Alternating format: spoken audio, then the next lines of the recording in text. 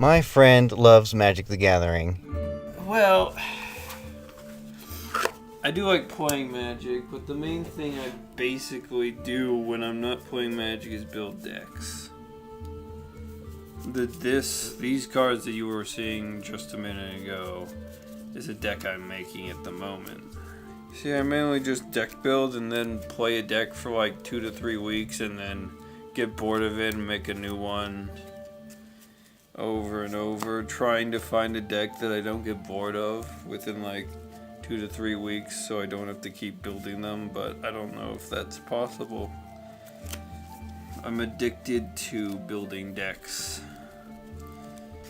And there's so many different ways you can play that I don't ever really get bored of doing it. That's the main reason I play. Also, it's kind of cool to hang out with your friends and play. It's another reason. I have somewhere I can go to every week to hang out with the same people every week.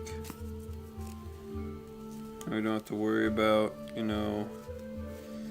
how bad our life is or how things are going. You can just sit down and play Magic.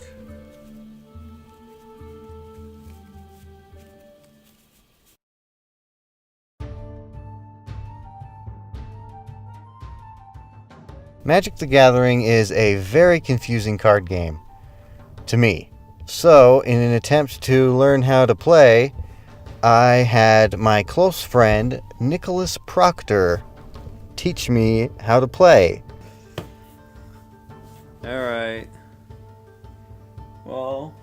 What? Just watch a tutorial. Just what you know.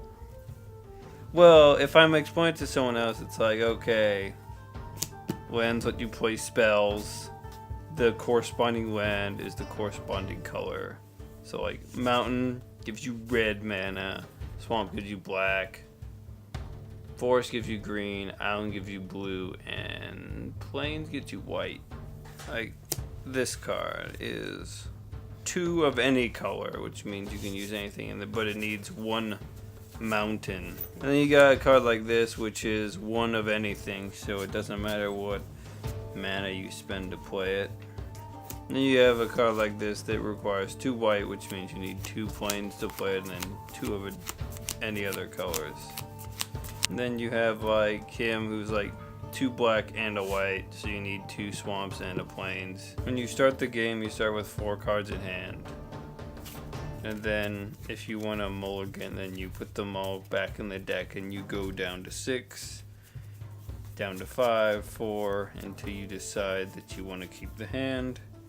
You can go down to 0 if you want, but there's no reason to.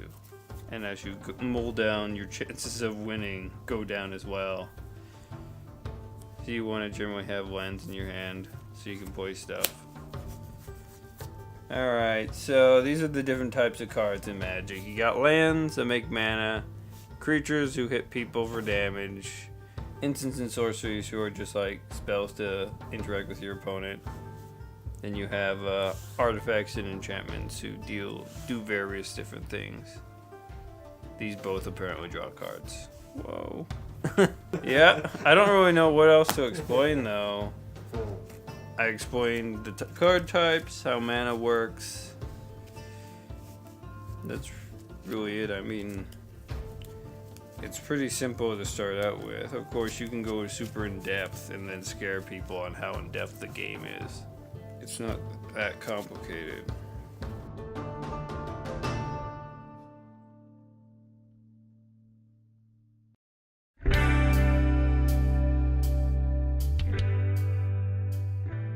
Needless to say, I still don't get it.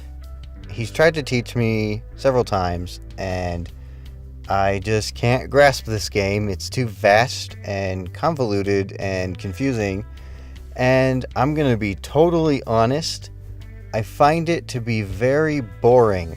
But that might just be me. This kind of hobby, board games, card games, strategic role-playing games, these kind of games just confuse me to no end, and I cannot get into them. I'm into practical things like motorcycles and guns. So at the very least, I made this documentary a sort of people watching experiment.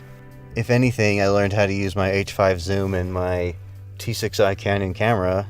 I'm going to say that this is the last time I make an attempt to try to like or learn how to play Magic the Gathering, because it's just not in my DNA to learn how to play this game.